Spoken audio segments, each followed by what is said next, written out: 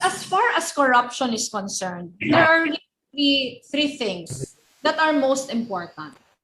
One of them is accountability. And when I say accountability, it is not enough for public servants to be clean. It is not enough to say that this particular public servant is not corrupt, but it is very important to make sure that there are systems in place to force public servants not to be corrupt. And when we say accountability, there are a lot of many different ways on how to ensure that that public officials are accountable. The next is transparency. When I was a member of Congress, many of the bills which I filed were really to ensure that there is a very transparent way of being accountable. And you know, again, there are several measures that can be institutionalized to do that. The freedom of information, for one. I filed a full disclosure bill where public offices should be required to post everything on how they are using public funds. The reason why we work very hard in making sure that we would get from year to year an qualified COA opinion is to show everyone that we have been very serious in making sure that we have been very prudent in the way we spend public funds, no matter how small our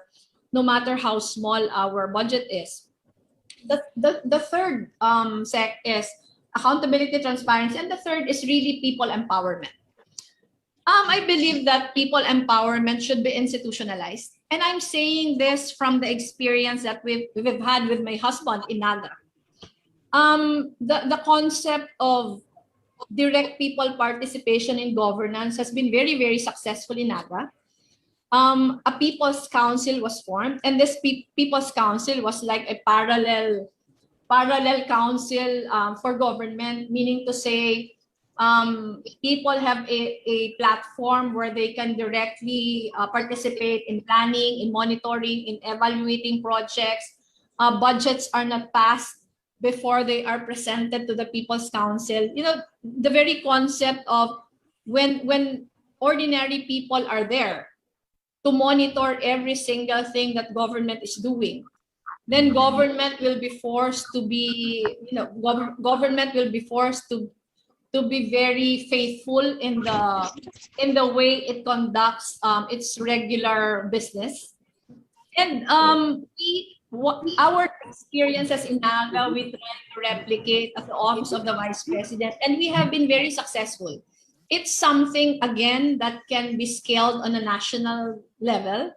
I have come across many local officials we've mentored, and in their own capacities have tried to replicate our programs, and they have been very, very successful as well.